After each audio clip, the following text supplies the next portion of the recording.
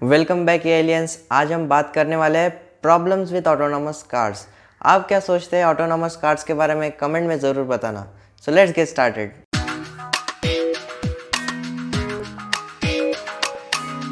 So friends, हम problems की तरफ जाने के पहले हम इस बात पे पहले डिस्कशन करते हैं कि क्या जो सेल्फ ड्राइविंग कार्स है और जो ऑटोनोमस कार्स है क्या वो सेम है या नहीं। तो इसका जवाब है नहीं। जो सेल्फ ड्राइविंग कार होती है वहाँ पे ह्यूमन का प्रेजेंस बहुत ज़रूरी होता है। मतलब वो कुछ टाइम के लिए आपको ऑटोमेशन दे देगी, कुछ टाइम के लिए आप उसको सेल्फ ड्राइव कर सकते हो, पर हर जगह वो वैलिड नहीं है। और जो ऑटोनॉमस कार्स है वहाँ पे आपका ना ब्रेक होगा, ना स्टीयरिंग होगा, ना कुछ भी नहीं होगा वहाँ पे प्रेजेंट। ये पूरा का पूरा जो कंट्रोल होगा वो कार्स के कंट्रोल में होगा, और कार जो डिसाइड करेगी वो वहाँ वो लोकेशन पे ले जाना है, जो भी करना वो सब कुछ कार्स डिसाइड करेगी।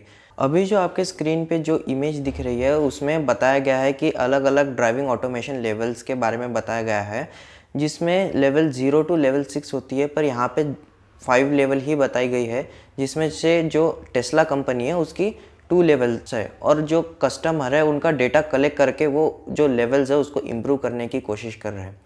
ये सब बात तो ठीक है, पर क्या आपको क्या लगता है कि ऑटोनॉमस कार्स होने के बाद में हमारा वर्ल्ड कैसा होगा? ये बात मुझे कमेंट में ज़रूर बताना। ऑटोनॉमस कार्स के बारे में सुनने में कितना अच्छा लगता है ना, जहाँ पे आप बोलोगे कार को कि ड्राइव मी टू वर्क, सो वो आपको बराबर रोड प्लान करके सब मैपिंग से लेके सब चीज़ डिस्कस करके आपको आपके वर्क पे पहुंचा देगी जहाँ पे आप काम करते हो। और आपको बीच में बीच वगैरह जो भी अच्छी प्लेसेस है वो भी अपने मन से डिसाइड करेगी कि कहाँ से आपको लेके जाना है, कहाँ से आपका मूड क्या है, सब चीज़ें वो डिसाइड करके आपको लेके जाएगी। ये आपको सुनने में तो काफ़ी बड़ा मज़ा आ रहा होगा कि ऑटोनॉमस कार्स ऐसी है। चलो अब इसके प्रॉब्लम्स भी देख लेते हैं, फिर और भी मज़ा आएगा आपको। सो अभी जो आप कुछ फ़ोटोज़ देख रहे होंगे जो स्क्रीन पे आ रहे हैं, ड्राइवरलेस कार है। जो कार है उसमें जो अलग अलग सेंसर्स है वो फिट किए हुए हैं, लीडार रेडार वगैरह, इसके जो भी टेक्नोलॉजी है ये उन्होंने लगाई है। और ये जो टेक्नोलॉजी है और ये जितने भी जो सेंसर्स होते हैं ये काफ़ी महंगे होते हैं। सो और जो एयरप्लेन्स होते हैं ना, एयरप्लेन्स में sonar technology, radar technology, lidar technology ये सब यूज़ होती है। और आपको तो पता ही है कैमरा के जो एप्पल का जो कैमरा है उसमें लीडार टेक्नोलॉजी यूज़ की जाती है, जो सामने वाला जो पर्सन है उसको डिटेक्ट करने में।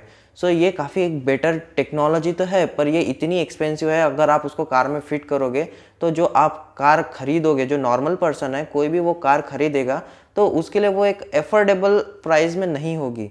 सो ये एक डिसएडवांटेज है। मैंने टेस्ला के ऊपर पिछली एक वीडियो बनाई थी, अगर आपने नहीं देखी होगी तो आई बटन में लिंक दे दूंगा, आप उसे जाके चेक कर सकते हो। और अभी जो आप फुटेज देख रहे हो उसको ध्यान से देखो कि वो फुटेज में कैसे कोई भी जो मॉडल है वो कैसे रोड को ट्रैक कर रहा है, अपनी जो लीडार और रेडार टेक्नोलॉजी का यूज़ करके कैसे रोड को ट्रैक कर रहा है, कार्स देख रहा है, कैसे मैपिंग कर रहा है रोड के आजू बाजू की लेयर्स। तो यहाँ पे एक बहुत ऐसी प्रॉब्लम आती है कि जैसे अब हम इंडिया की बात करें तो इंडिया में बहुत ज़्यादा रोड इतने बिल्ड नहीं है, और कहीं रूरल एरियाज़ में इतना रोड नहीं है। तो वहाँ पे जो लेन्स है, लेन की लाइनिंग्स है, लेन की लाइनिंग से नहीं क्या वो जो कार टेक्नोलॉजी है वो डिटेक्ट करती है कि जो लेन है किस तरीके से है, किधर है, तो वो हिसाब से अपना मैपिंग बना के फिर वहाँ से ऐसी गाड़ी जाएगी। पर अब जहाँ पे लेन हो ही ना, हाँ हम अभी इंडिया इम्प्रूव कर रहा है धीरे धीरे, बट स्टिल ये एक प्रॉब्लम तो है। तो ये प्रॉब्लम का सोल्यूशन क्या है? तो फिलहाल अभी इसका कोई सोल्यूशन ही नहीं है। अगर कार के बारे में बात करें, अगर उसको पता ही नहीं है कि लेन कहाँ पे है तो वो ड्राइव कहाँ से करेगी। और फिर अगर हम फुल्ली ऑटोमेटेड कार के बारे में बात करें जहाँ पे आपको स्टीयरिंग व्हील्स भी नहीं मिलेंगे, तो फिर आप उसको चलाओगे कैसे जब उसे पता ही नहीं है कि लेन कहाँ पे है, तो वो किधर से लेके जाएगी आपको। सो ये एक बड़ा प्रॉब्लम है, और ये ऑटोनॉमस ड्राइविंग का ये इतना बड़ा प्रॉब्लम है कि फिर इसके बिना तो इसको सॉल्व नहीं किया तो ये एक बहुत बड़ी प्रॉब्लम क्रिएट कर सकता है। चलो हम ये भी मान लेते हैं कि ये भी प्रॉब्लम सॉल्व हो गई। एक और अगली प्रॉब्लम ये है कि स्टेट वर्सेस फेडरल रेगुलेशन, जहाँ पे अब चलो इसे एक एग्जांपल से समझते हैं। अब समझ लो हम 10-20 ईयर्स के बाद का सिनेरियो इमेजिन कर रहे हैं ऑटोनॉमस कार्स का, जहाँ पे कोई हमारा स्टीयरिंग नहीं है, कोई ब्रेक नहीं है, कुछ नहीं है। तो अब हमारे घर पे कोई रिलेटिव आया है एयरपोर्ट में और हमें उन्हें पिक करने जाना है, तो आप क्या बोल दोगे? सीधे कार को go and pick that person, मतलब उनको पिक करके आप उन्हें घर पे लेके आ जाओ कार में, और उतनी अथॉरिटी दोगे आप वो पर्सन को कि वो कार में बैठे और खुद ब खुद आ जाए। तो इससे क्या होगा, रोड पे खाली कार चलने लग जाएगी और उसकी वजह से इतना ट्रैफिक हो जाएगा कि जो नॉर्मल पर्सन है उसकी लाइफ में बहुत ज़्यादा प्रॉब्लम हो सकती है। क्योंकि आज आपको पता है कि ऑफिस में इतने सारे लोग आना जाना करते हैं और अभी इतना ट्रैफिक है, और फिर जब ड्राइवरलेस कार आ जाएंगी जहाँ पे लोग होंगे ही नहीं कार के अंदर, ऐसी ज़ोंबी की जैसे कार चलने लगेगी रोड पे, तो क्या क्या सिनेरियो होगा। आप देखोगे पूरे रोड भर कार ही कार पड़ी हुई है। सो ये एक बहुत बड़ी प्रॉब्लम है। तो इस पे जो गवर्नमेंट है उनको रूल्स एंड रेगुलेशन बनाने पड़ेंगे, और रूल्स और रेगुलेशन बनेंगे भी 10-20 ईयर्स के बाद में। सो ये जो प्रॉब्लम है ये सॉल्व हो जाएगी। और अगली जो प्रॉब्लम है वो काफ़ी इंटरेस्टिंग प्रॉब्लम है। अगली प्रॉब्लम है, हम उसको भी एक नए और इंटरेस्टिंग एग्जांपल से समझते हैं कि अब आप सबको पता है कि आर्टिफिशियल इंटेलिजेंस के अंदर इमोशंस नहीं होते, इमोशंस डाल नहीं सकते।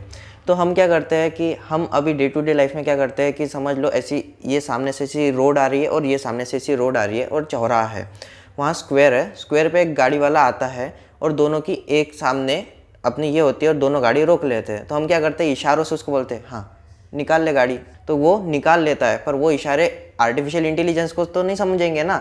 तो यहाँ पे आर्टिफिशियल इंटेलिजेंस को इमोशनल इंटेलिजेंस समझ में नहीं आएगा, जहाँ पे आर्टिफिशियल इंटेलिजेंस इमोशनल इंटेलिजेंस के पीछे रह जाएगा।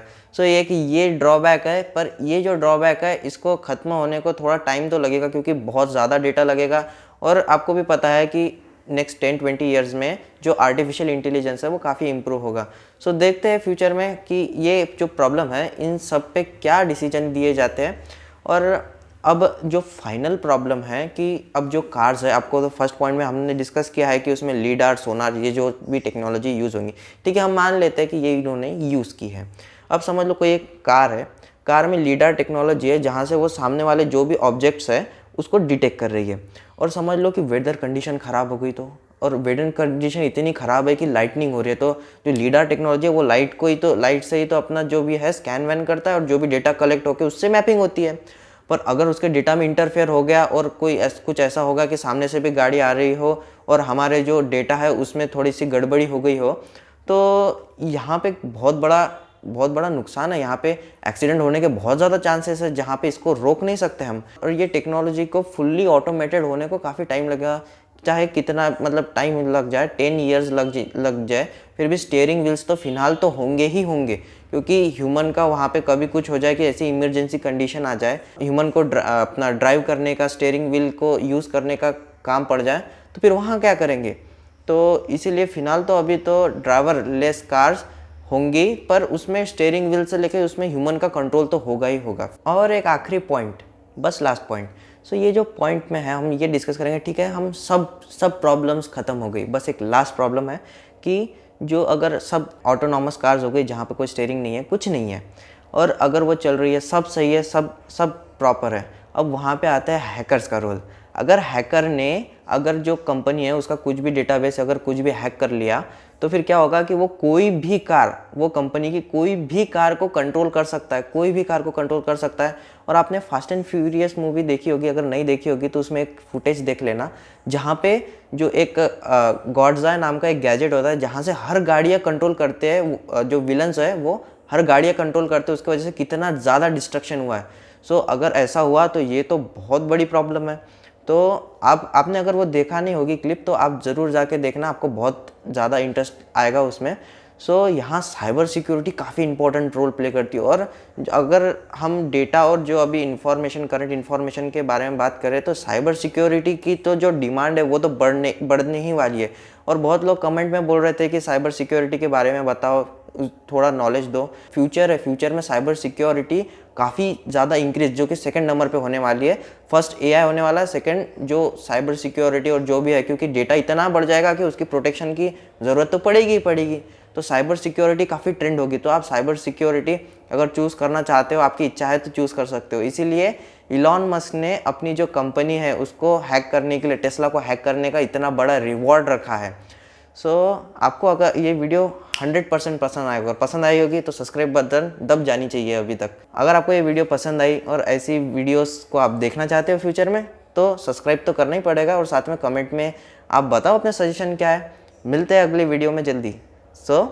Bye bye, Tata.